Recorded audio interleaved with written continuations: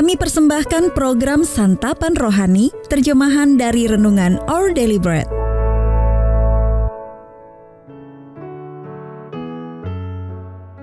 Sahabat UDB, pembacaan Alkitab hari ini terambil dari 1 Raja-Raja, pasal yang ke-19 ayat yang ke-4 sampai dengan ayat yang ke-10, lalu dilanjutkan dengan ayat yang ke-15 sampai dengan ayat yang ke-18.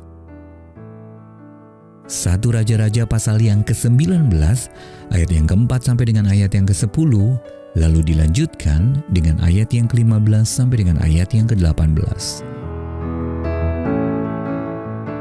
Tetapi ia sendiri masuk ke padang gurun sehari perjalanan jauhnya, lalu duduk di bawah sebuah pohon arar.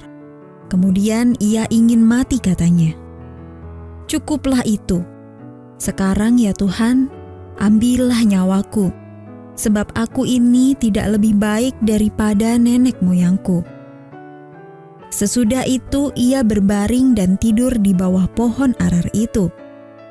Tetapi tiba-tiba seorang malaikat menyentuh dia serta berkata kepadanya, "Bangunlah, makanlah." Ketika ia melihat sekitarnya, maka pada sebelah kepalanya ada roti bakar dan sebuah kendi berisi air.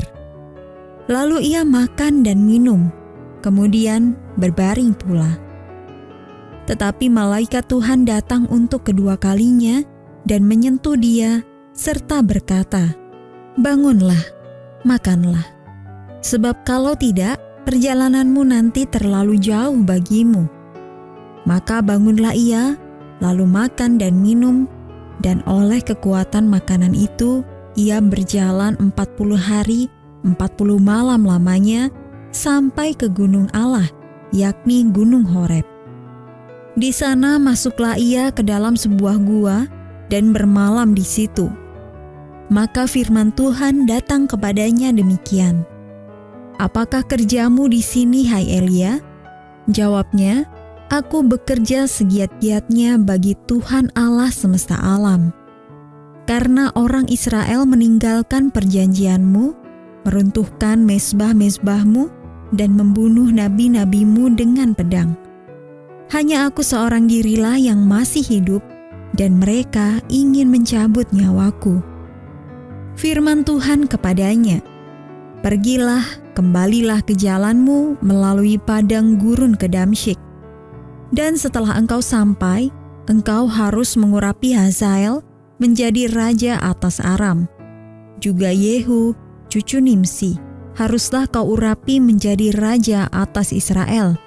Dan Elisa bin Safat dari Abel Mehola harus kau urapi menjadi nabi menggantikan engkau. Maka siapa yang terluput dari pedang Hazael akan dibunuh oleh Yehu. Dan siapa yang terluput dari pedang Yehu akan dibunuh oleh Elisa. Tetapi aku akan meninggalkan 7.000 orang di Israel, yakni semua orang yang tidak sujud menyembah Baal, dan yang mulutnya tidak mencium dia."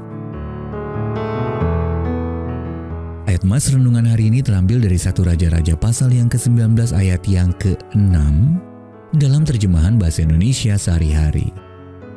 Elia melihat sekelilingnya, lalu tampak di dekat kepalanya sepotong roti bakar dan kendi berisi air. Ia pun makan dan minum, lalu berbaring lagi. Renungan hari ini berjudul Karya Ilahi yang Lembut, ditulis oleh Sheridan Fauzi. Saya pernah mendengar seorang pengusaha bercerita tentang masa kuliahnya. Ketika itu ia sering merasa tidak berdaya dan putus asa menghadapi perasaan depresi. Sedihnya, alih-alih membicarakan perasaan-perasaan tersebut dengan dokter, ia justru membuat rencana-rencana yang lebih drastis. Memesan buku tentang cara bunuh diri dari perpustakaan setempat dan menentukan tanggal untuk mengakhiri hidupnya. Allah peduli kepada orang-orang yang tidak berdaya dan putus asa. Kepedulian itu terlihat dari caranya memperlakukan tokoh-tokoh Alkitab yang sedang melewati masa-masa kelam. Ketika Yunus merasa ingin mati, Allah berbicara kepadanya dengan lembut. Yunus pasal yang keempat ayat yang ke-3-10. Ketika Elia meminta Allah untuk mengambil nyawanya, 1 Raja-Raja 19 ayat yang keempat, Allah menyediakan roti bakar dan air untuk menyegarkannya kembali. Berbicara kepadanya dengan lembut dan membantunya melihat bahwa sebenarnya ia tidak sendirian seperti sangkaannya. Allah menghampiri orang-orang yang putus asa dengan pertolongan yang lembut dan nyata. Perpustakaan itu memberitahu mahasiswa tadi bahwa buku tentang bunuh diri yang dipesannya sudah siap diambil. Namun ternyata mereka keliru dan mengirimkan surat pemberitahuan itu ke alamat orang tua si anak. Ketika ibunya menelepon dengan panik, si mahasiswa menyadari kesedihan besar yang bakal timbul bila ia bunuh diri. Pengusaha itu berkata seandainya surat pemberitahuan itu tidak salah alamat, ia tidak akan ada di sana pada hari itu. Saya yakin mahasiswa itu bukan diselamatkan oleh keberuntungan atau kebetulan. Entah itu roti bakar atau air ketika kita membutuhkannya, atau salah alamat di waktu yang tepat ketika ada intervensi misterius menyelamatkan hidup kita.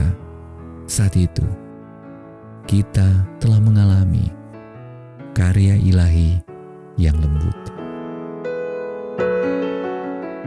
Bagaimana Allah menolong ketika Anda menghadapi kesulitan? Lalu di mana Anda pernah menyaksikan pertolongan ilahi terjadi?